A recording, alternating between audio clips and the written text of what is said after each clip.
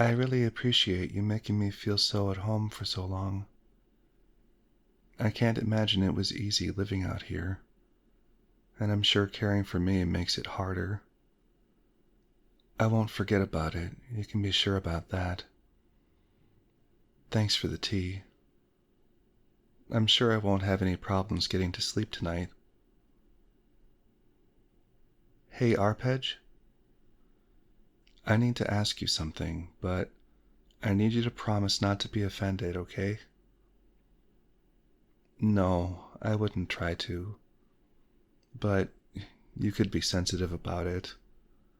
It's also gonna sound really weird. I don't know where to begin. I've just sort of noticed some things about you. It's stupid. I don't know what Well, when I first got here, I heard you sleeping. You don't snore, I don't think. It's just that here and there I hear a deep rumble. I thought maybe you were a werewolf. I thought I'd heard you make similar sounds to them. But it wasn't a full moon. I thought you could have been a different kind of werewolf, but it was kind of a nightly thing. I never heard thrashing or howling or any other sound that you get from a werewolf, but that rumble. I mean, you're not wrong. I found it frightening at first. I didn't know, and I didn't want to ask. You always seem to have something going on, and you've been so pleasant. I couldn't imagine you trying to hurt me, or wanting to. That doesn't make sense, right? Why would you make me feel so comfortable and ask me if I was warm and if I slept well if you intended to hurt me anyway? I kind of thought you were flirting with me, maybe courting me, but you never made a move. It's odd. That's the only part of you that I found to be cold. No, that came out wrong. I figured this guy is a hermit who shaves his face and dresses well. You looked like the typical nice guy who would eventually reveal his true colors after being turned down. I even rehearsed it in my head, how I would decline gracefully, but it never came up. Your hands never wandered where they didn't belong. You were very respectful. That sound, though, that rumble. I thought maybe you cared for a mighty beast and gave it the same privacy you gave me. I would lay awake for as long as I could, wondering about it. That is, until my eyelids got heavy and I could no longer keep them open. I dreamed of something that I hadn't thought about since I was a little girl, just big enough to ride a bike. Okay, I don't talk a lot about my dreams. People think they're boring. Gosh, this sounds crazy. You're gonna think I've gone insane. You say that, but you're gonna laugh at me. If I'm wrong, you're just gonna say that I'm silly and being stupid and that I've lost my marbles. Okay. You are a dragon. That's the only explanation I have for you because your existence doesn't make any sense. You look like you're 25 years old, but you recall vivid details about winters over 100 years ago. Maybe you read an account from that time. You go hunting without a rifle and come back to the cave with an abundance of food and wood. Maybe you traded with some hunters, I don't know. But I've seen you make coffee with boiling water and then drink it without waiting for it to cool down. It was kind of unnerving, actually. 2 big, scalding hot gulps that would blister a normal human being, but there you were, every morning so comfortably refreshed instead of singed. But maybe there were people out there with a tough body who liked their coffee extra hot. But wait, Are you saying it's true? You're not messing with me, are you? No. You're too sincere. I hope. I wanted to ask before, but it's crazy, right? Dragons aren't real. I mean, everyone told me that, but you don't look surprised. Hey, would you mind touching my hand?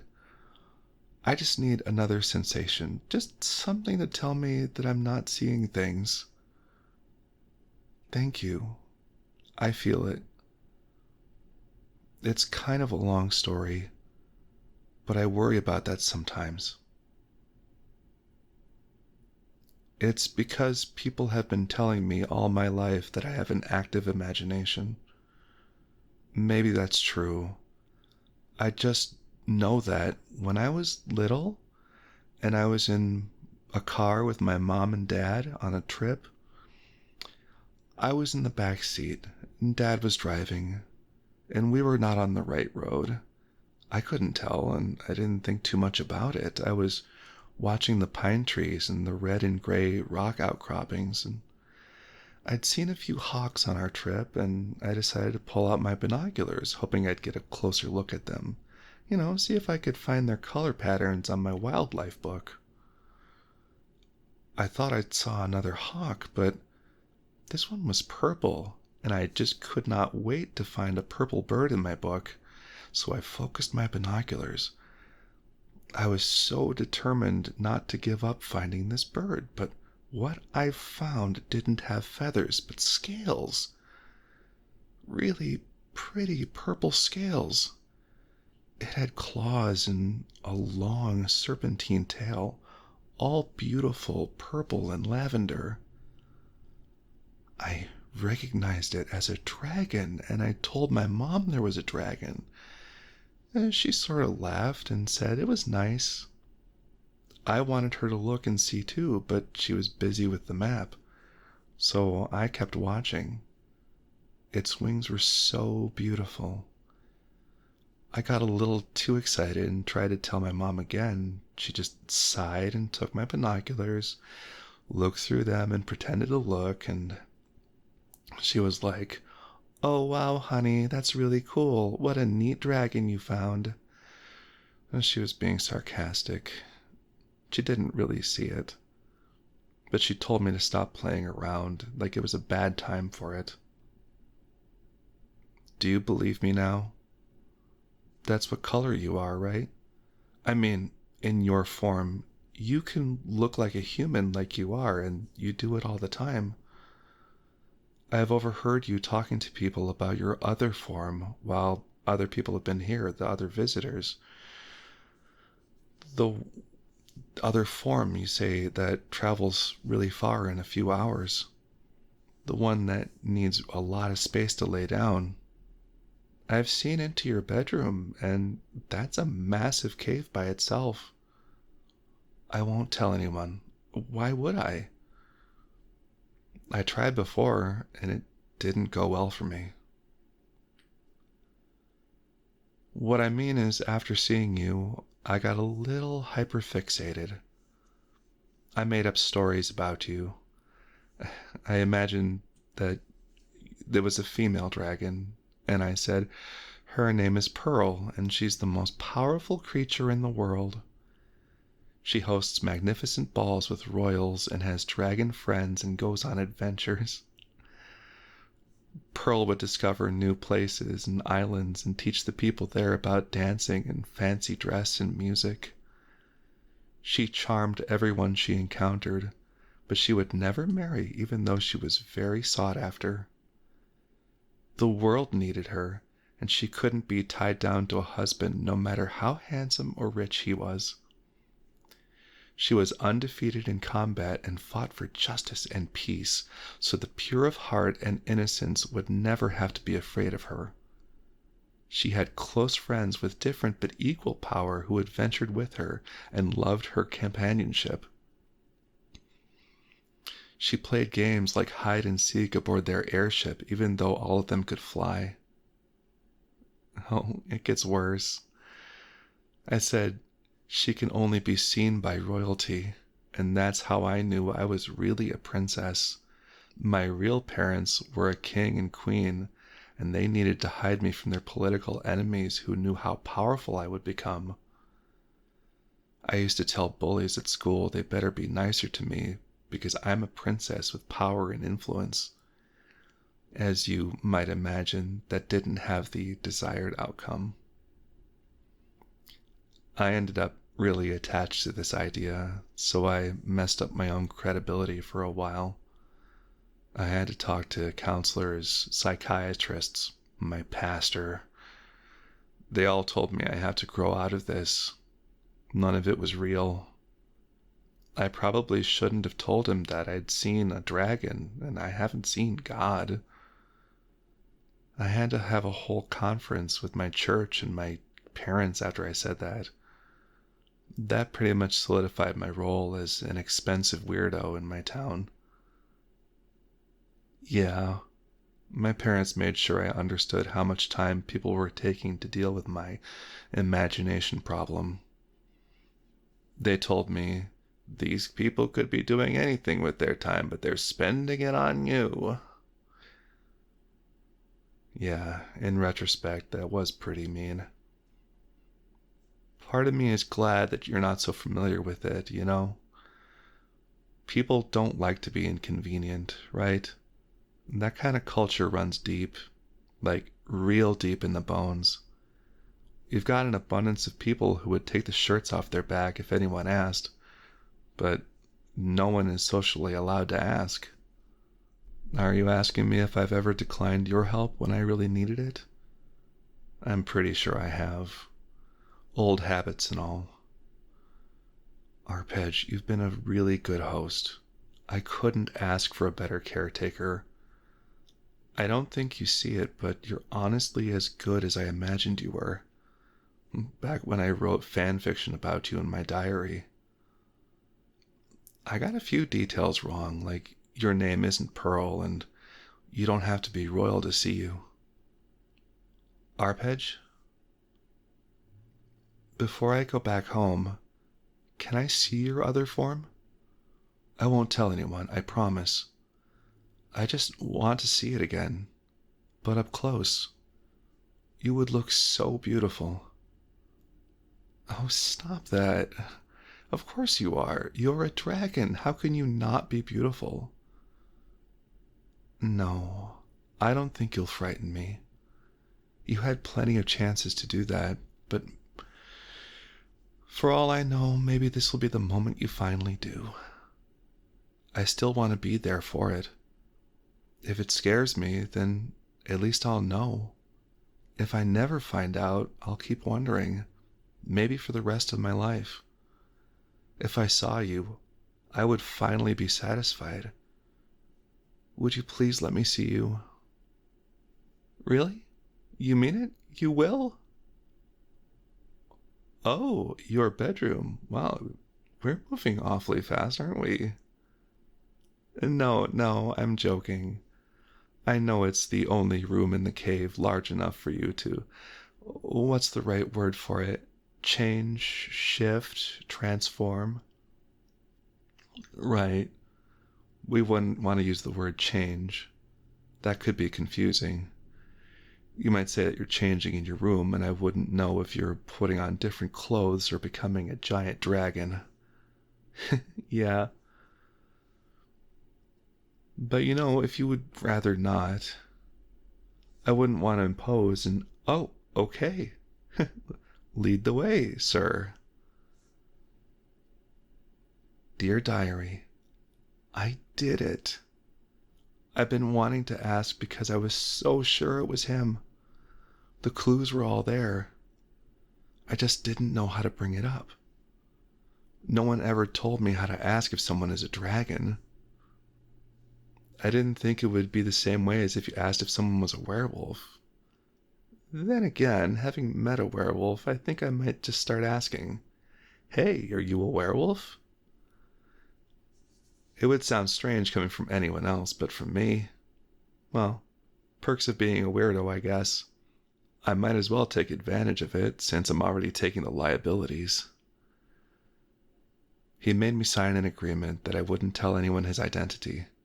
And when I asked about my diary, he just said, "Make sure to get my good side." Of course he's an ancient dragon. Who still talks like that? Anyway, he brought me into his bedroom, which is scandalous, I know. I kind of imagined he'd sleep on a big pile of gold or a slab of pure obsidian, but it was sand, like warm sand. It made me wonder if it was being heated by the earth, like geothermal heating for cold-blooded lizards. I should have asked. He probably would have told me. He also had his normal human things like his wardrobes and bathroom. The cave dweller has inside plumbing. I bet that's a new thing for him. When he transformed, he didn't talk. I was sure he could, but I think he knew that hearing his voice coming out of the big dragon would have freaked me out. He let me touch his snout, and I did. Okay, I did after I stopped being afraid of those teeth. The biggest ones were the size of my forearm. That's just an estimate. I wasn't going to put my arm next to his mouth to check. His skin was scaly, shades of purple, of course, like I remember. Each one of them is smooth, but a little rough if you run your hand across. I did it for a while because when's the next time I'm going to have a chance?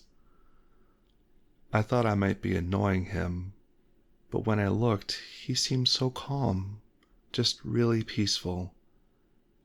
I touched his neck without thinking about it, and when I did, I was backing up and I almost apologized when I heard that rumble, the one he makes when he's asleep. His eyes were closed, but he wasn't quite there. I saw him blink, and I think his eyes were watery from needing to rest. Actually, come to think about it, I think it might have been a tear. I didn't want to jump to conclusions or anything, but it must be really lonesome being a dragon. I don't think he was the social butterfly that I imagined when I was little. I didn't say anything. I didn't want to jeopardize the moment. The sleepy time tea he made for me was kicking in, but I wanted to stretch this time for as long as I could. I was nodding off right in front of him. It was so rude. I should have gone to sleep before that. I ended up passing out right there. When I woke up, I was back in my room. What a gentleman. It was the morning. He made coffee and some potatoes with butter and rosemary. He also made some roasted rabbit with pepper and maple syrup. I didn't think I'd be into it, but I figured I'd try the protein. I do not regret it. So good. Is it good enough for me to go to the meat market and pick out a rabbit? Probably not. I guess I'm one of those people who don't want to know where my sausage is made. He started working on something when my ride back home showed up. I had asked the dragon if I'd see him again, and he didn't exactly say no. He told me I might if I intended to learn magic. I said I'd totally learn, but then he said something really strange. I don't know what to think about it. He said he tends to collect outcasts like me, but he's finding it harder and harder to justify doing it. He says the people he keeps are basically prisoners. Even though there are no chains or locked doors, leaving him is not a viable option for people he keeps. He said it weighs on his conscience, and I saw that tear again for just a moment before he turned away. I could never have imagined it. I just told him I didn't see that in him. Even though he's not like Pearl, the dragon from my fantasy, he was just as good. Well, diary, I have to go for now. I'm back at home, and my ride isn't leaving until he knows that my key works and my apartment is safe. He's such a worrywart. I'll talk to you later. Goodbye.